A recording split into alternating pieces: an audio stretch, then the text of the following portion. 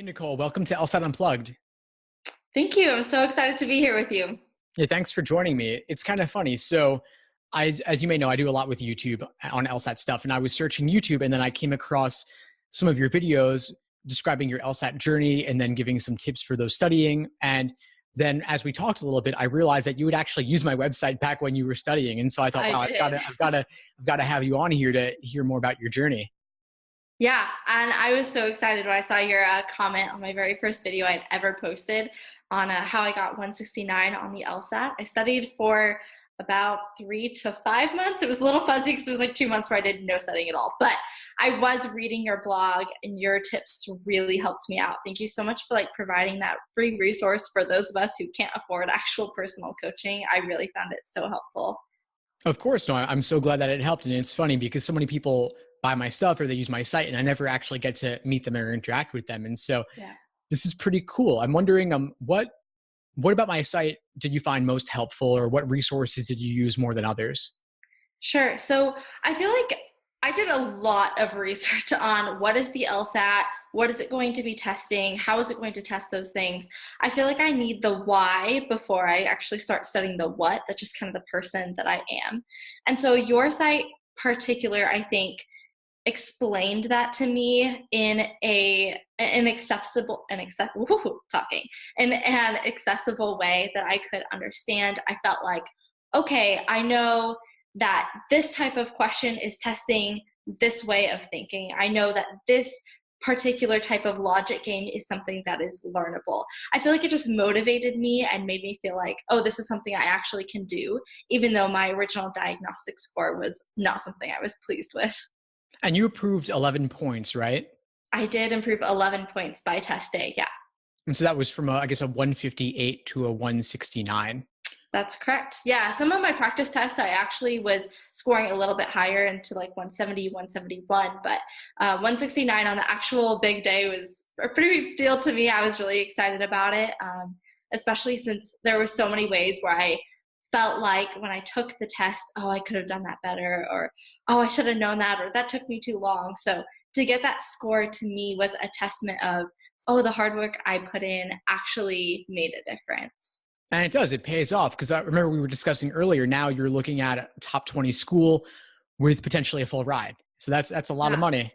Absolutely. Yeah, I actually have been offered several full rides at this point, Whoa. one of which is to a top 20 school with a living stipend, several mentorships, guaranteed research assistant position, guaranteed clinic position. It's absolutely like a dream come true, and I never thought I would be here. I remember when I was growing up, my parents would always tease because I always knew I wanted to go into law and justice. They'd say, "Oh, Nicole, you're going to be a judge. You're going to get a full ride to law school." And I was like, nobody gets full rides to law school. What is that? And so now to be in this position, knowing and living this testament of this is very learnable, it's very doable. It doesn't matter how far out there it seems. If you put the work in, results are going to happen. Yeah, no doubt. And it's just, you're describing what's the dream for so many I future know. law students. I'm wondering, so what would you say is the biggest insight that you got from your LSAT prep or the law school admission process that got you to where you are now with so many options before you? Hmm. Yeah. The biggest insight for me was probably just that I didn't need to necessarily have um, 20 internships, in a district attorney's office. I didn't need a bunch of letters of recommendation from judges and senators. I didn't need to have published 20-page papers in respected journals or to get a 180 or all that to get a full ride and to be financially stable going into law school, which is an insane sentence to be able to say. It's something that anybody can do. I grew up with a very supportive family, but unfortunately, no one in my family or a close circle of friends went to law school, had any kind of idea what that process looked like. So for me, I was going in totally blind. Everything I did, I had to learn by myself. Google was my best friend. And that's why stuff like your blog was really helpful to me, because it assured me that it's okay that you don't totally know what you're doing. It's okay that you don't have all of the resources or application materials that you wish you had. You can just be yourself, study hard, work hard, and put yourself out there. and that's going to be enough to get you where you want to be. Which I feel like is such a cliche thing to say, is like that American dream, like put yourself up by bootstraps. But like really the law school process is that, like, if you work, and obviously I've had it much easier than many with a supportive family, with a great education. But I didn't have everything that I thought I needed, but I still got to where I wanted to be. Well, it sounds like you really illustrated one of my favorite themes, which is this idea of action over perfection. You don't want the perfect to be the enemy of the good. You don't need to necessarily know everything or have every resource out there. But what you do have, even just free stuff online, like my site, could be enough. Yes. So what was you mentioned before you took the LSAT last June, right? I did take the LSAT last June. So what was your study process like in the weeks or months leading up to that test date? Were you doing a lot of timed exams, using prep tests? What did it look like?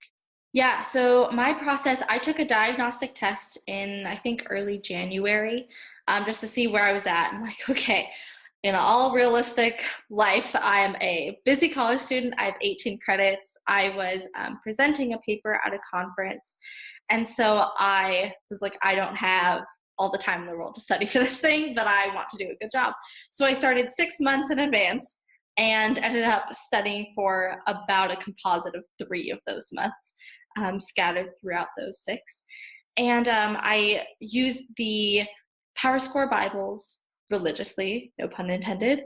I used a bunch of free things. Khan Academy, I was like, this is a blessing from Jesus. Oh my gosh. Like they let me be part of their beta testing. So before it was widely available, I got to use that, and it was amazing. It was basically like having a free LSAT coach online. And so just using all of that, I started doing timed exams probably a month out. I would try to do about 2 a week. And honestly, with my schedule, sometimes I couldn't get through the whole thing, but I wanted to time as much as possible because I knew that time would be a struggle for me, especially in the reading comprehension section, which surprised me because I've always been like a big reader. When I took the SAT or the ACT, that was like the breeze section for me. I never worried about it. But for the LSAT, because it's such dense reading material, I needed to practice timing it out of like, okay, after like 3 minutes, you need to be done with this passage and moving on. So I would sometimes just time individual sections or halves of sections, anything I could do to get myself used to test conditions as close as I could was really a priority for me.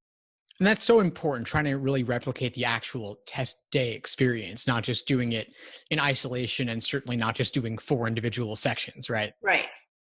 Yeah, definitely. Something I saw on another blog, I wish I could remember where it was and I would direct people over to it, but I looked at probably like 200 different sites, so lost track of a couple of them. But one of them had this method of even factoring in that that experimental test. right? Yeah, thank you. The experimental section.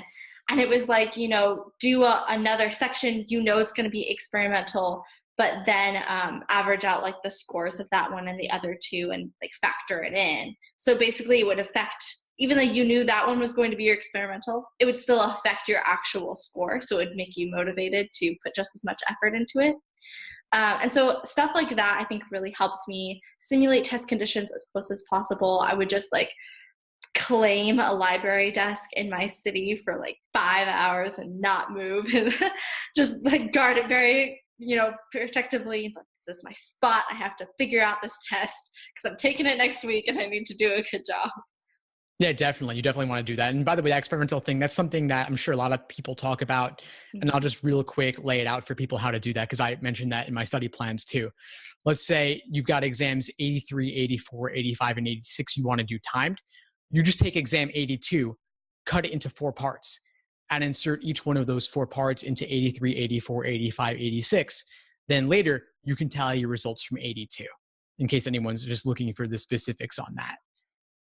But aside from the LSAT, I want to get into some of this other stuff too with you in terms of your law school admissions. What about your personal statement, letters of rec? Is there anything on that side of things that you thought was especially strong or compelling for your application?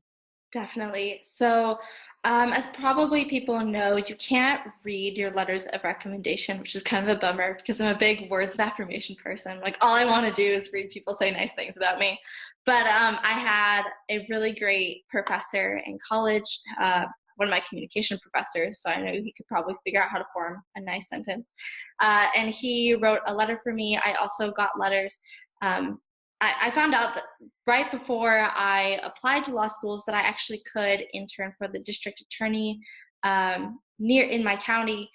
And that was a really great experience. A couple of those attorneys were willing to write letters for me. Something that they told me that I didn't end up doing, but I thought was interesting advice and might be helpful to somebody else, is a lot of people just don't have the time to write you a letter of rec, but they're very willing to help you get into law school. So what you can do, which sounds super awkward to me, is write your own letter of recommendation, send it to them, they'll approve it and sign it for you. Then you know what it says, and the law school thinks like you're great. As far as personal statement goes, I was really nervous about my personal statement. I read a lot of examples, and it seemed to be like the best ones were, oh, I came from this really tough situation, but my passion for law or my passion for justice helped me get through it. And I have had, thankfully, like a really nice life. I mean, I've gone through like tough things like anybody else, but nothing incredibly life-changing or life threatening or anything like that. I've gone straight from high school to college and now to law school. So writing that statement, I was like, there is nothing special about me as far as the statement goes. And so what I ended up talking about was how my faith impacted my interpretation of what justice looks like. And even though I don't believe that an ideal justice system is something that's attainable right now with how broken the world is, that doesn't mean that it isn't worth striving for or seeking after. And I actually got a couple comments from people in different admissions offices, regardless of their response to my actual application, saying, I really appreciated your personal statement. It was really genuine. Thank you for writing about something that mattered to you. And writing a statement, I was very aware that people weren't going to agree with everything I was saying. I'm very aware, not every single person in law school is Christian, and not every person at admissions office is religious or believes in God, and that's fine, live your life. But for me, that's something that's a huge part of my identity, and I didn't want to put my application out there in a dishonest way that was going to leave out such an important aspect of my life. So it was pretty cool to see that validated by people in admissions office who recognized, hey, you put yourself out there. We see that's important to you. And that's what we're looking for in somebody who comes to our law school, is someone who's authentic and genuine and honest about what they believe and why they believe it. Well, that's really interesting. And it kind of jives with what I hear from admission officers, that they aren't going to let their personal biases get in the way. I mean, of course, we all know that like academia isn't the most like religious or devout space, right? But admission officers actually appreciate the honesty and authenticity, as well as a wide variety of like backgrounds, including like intellectual or faith-related diversity as well. That's something unique you can bring to the table. And so even if it might not match the typical profile of the average applicant, that could be a good thing sometimes for them. Right. And Absolutely. It sounds like it was also a particularly inspirational essay. And so that also is uplifting as well. You don't want it to be just a sob story of all the hardships you've encountered, right? Absolutely. Another thing too is not just like something I've told some people who've asked me for advice about this, is don't just write and pour your heart out and send it to a law school. Like, there are a lot of eyes that are willing to look at that to give you constructive feedback. I actually sent my personal statement to 45 people, 20 of which got back to me and said either this is great, thanks for sending it, or they said you need to change the sentence, this sounds really weird, don't say that. And so by the time I actually sent my personal statement to law schools, it was very much the same in heart, but drastically different in the way that I formed sentences, the way that I structured the statement. And I think that really made a difference. So believing in the people that have got you where you are now, I think is going to continue to propel you in the law school application process. Definitely making use of your community. And 45 people, that's awesome. Yeah. That's way more than most applicants share it with, I think. Some people don't share it with anybody. Yeah, that's not a good idea. I literally sent it to like high school teachers that I hadn't talked to in 4 years. I was like, hey, remember me? You liked me 4 years ago. Please read this. No, sure. And people are happy to help. And worst that happens is they don't get back to you or they don't have Right. time, and that's fine. But I was talking with one student, she's a Columbia Law student, and she was saying that she reached out to alums on LinkedIn Oh, and interesting. just asked them, she'd never met these people before, and just kind of reached out, made a connection, and then was like, can you read over my essay? And that sort of thing. It works. So even if you don't know 45 people personally, you could still find folks or maybe people online. But yeah, I'm really glad you did that, because I'm sure it strengthened your essay. If 45 people, each person gives you one tip or one edit, that's Yep. a big change right there. Yeah, and a 2-page paper to have 45 different edits is quite a Uh-huh. lot. But it really, I think, made it for the better. And that combined with, thankfully, a good LSAT score and a good GPA and letters of recommendation for people who knew my work ethic and had had me in class or had me work for them. All of that combined led to what I think was a pretty solid application, which I would say got me about 75% of the way there in getting scholarship decisions and acceptance decisions from law schools I applied to. No, it sounds like you had a really compelling application. One thing that you mentioned earlier, I want to dig into a little bit, is the internship at the DA's office. Yeah. Because the way you mentioned, you were like, "Oh, I just got this internship at the DA's Oh, office," yeah, and I'm that. thinking like half the people listening are like, "I want an internship at the DA's office." Like, how did that actually come about? Yeah, that's a great question. I didn't mean to breeze by it. It was actually a huge deal for me because I had struggled for literally 3 years to find anything law related, paid or not. Like, somebody get me in a law office. Like, I just want to do something that's actually related to what I'm passionate about. So I found out the year prior from my mom's friend, who's a police officer, that you could intern as even a high school student for, at least for Los Angeles County, which is close to where I live, and also San Bernardino County. Um, so what I did was I like looked online. I was like, is this a true thing? Did a little bit of a Google search, and I found like a gigantic application. I was like, well, all right, there goes 3 hours of my night. So I just like literally printed out the whole thing, started writing it down, sent it out in like a giant envelope, and waited to hear back. The first year, it turned out I missed the application deadline because I didn't know about it. So the second year, I sent it in about a month early and did a couple calls, a couple emails following up. I didn't really ever hear back from San Bernardino, so not sure what was going on there. But LA, within like 2 weeks of getting it, said, hey, we, come out, just do a background check, get your fingerprints done, we'll get an interview going, like all this stuff, boom, boom, boom. And I'm sitting here like, that was it? Like, that's all I got to do? So I ended up going in, got my fingerprint, got a badge, went in for an interview. And the interview process, at least for me, ended up being much more of like, no, literally, like anybody can do this as long as they pass the background check. So you're just here to like meet us and make sure you feel comfortable. I actually ended up interning in Pomona, which, little known fact, is one of the crime capitals of the United States and certainly of California.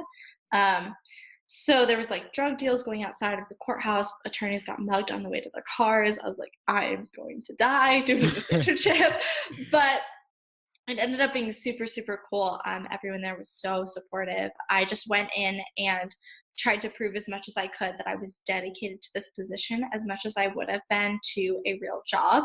I went 3 days a week, all day long. I said, here I am. Like, I would literally walk around the office and talk to every attorney, like, do you have something I could do? Do you have something I could do? Can I file something for you? Can I I had like a 2,000 page just stack of papers of like medical files that I had to go and just like black out with a crayon. Oh my gosh, it took so long, but it was definitely an awesome experience.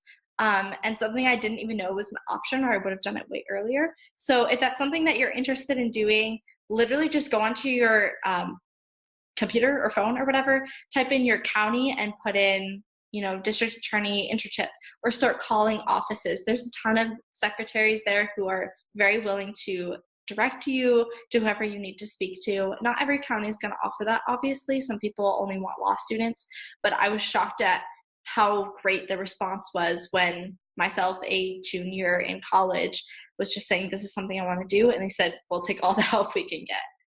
Well, it's funny you mentioned that. It sounds like the hardest part of this may have simply been doing the 3-hour application. Yep, pretty much. And it's funny too, because I'm here in New York and I've worked with a number of students over the years who had internships at DA's offices.